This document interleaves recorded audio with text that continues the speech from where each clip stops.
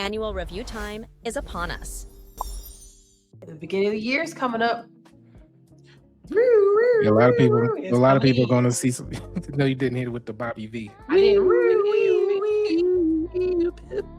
Okay, let me add this part too. Y'all know how y'all do those reviews, and you go, you know what? I'm gonna say something nice about. You say the Jenny. 360 reviews turn into the Hunger Games? I like Jenny. She's a nice lady, right? I talked about this on the other live stream where I said there was a lady who was a CEO that said, listen, don't be out there acting like telling all y'all business because you having a good time, they're not. Well, it is the Hunger Games because when you have your reviews, right? Do y'all think that they just look at it because they're like, you know what, they good? But on the same tip of that, what are you not doing enough of to be here? If I let you go today, can Skylar do that tomorrow? Skylar costs $5 less an hour than you. What you here for? Let's see what you bring. What Skylar right? I can work on Skylar. I'm gonna let you go. that's where it's at. So keep in mind when you do these reviews, my advice on this, I'm gonna give y'all advice on this one. I know people say be humble, don't boast. No, baby. That's when you are the GOAT. You need to figure out what did I do absolutely great that can't nobody touch me.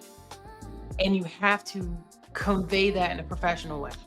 Right. You need me. You want me here because I'm this. Is to chest beat as much as possible.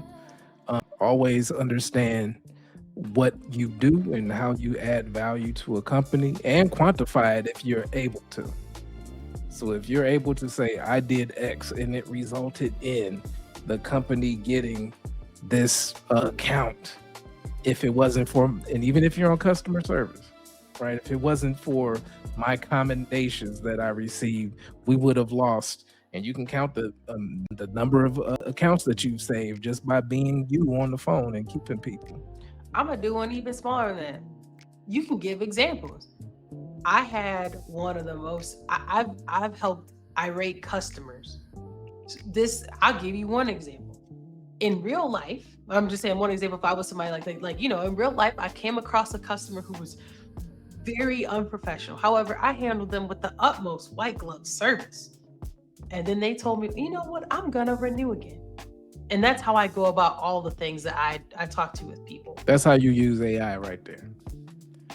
Just make sure that you put some points of emphasis. If you can quantify it, make sure that you do that.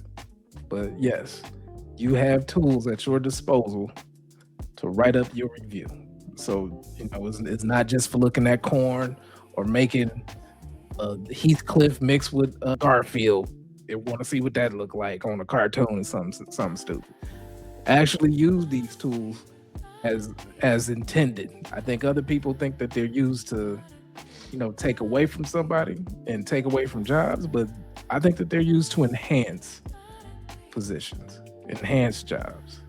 Being laid off is not your fault. They was gonna pick somebody. Well, they may have picked you for a reason. That technically would be your fault, but the layoff itself is not your fault. Okay. These performance improvement plans. All you can do in either of these scenarios is the best that you can, and you leave it there. Because sometimes that door closes so something else can open. So I know a lot of people have it heavy on them. Got a lot of pressure. It's a lot going on with people. So much that there's a lot of things people are doing to themselves.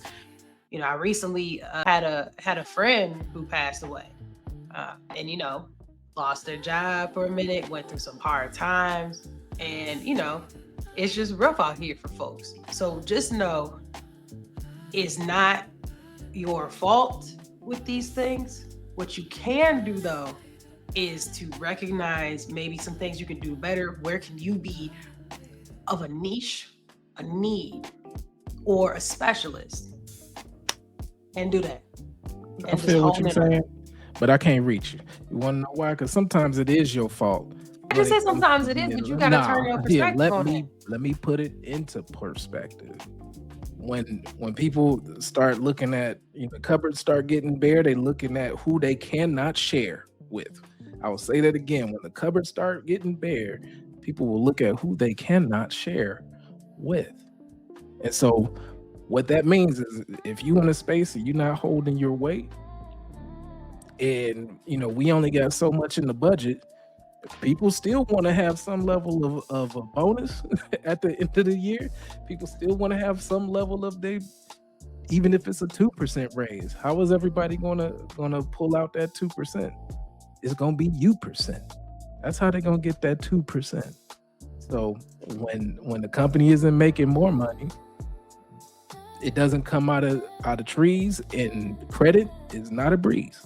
So these two things equal you on the squeeze. That's all I'm getting at. So keep understanding where you are in the market, understand where you are in your skill set, and continue to build on yourself. I'm not trying to be on a soapbox, but when it's in these particular spaces and these times, you got to start getting real with yourself and where you are in the market. So if you're not comfortable where you are, start making a plan for yourself, even if you might have one foot out the door. It don't matter. Just make sure that you have another lane that you can thrive in, even in the meantime, in between time, if you think that you're getting put up for a pip, if you think that you're getting put out of position, have your game plans ready. Have your plan B. Have your plan I C. don't know. I don't never stop applying, but we can keep moving. I got the job and I'm still applying somewhere else. I ain't staying complacent. Orlando Minor says it best on YouTube. These companies ain't loyal, and I agree with him on that. So I'm gonna keep that same energy, because having a job doesn't mean you're not still broke.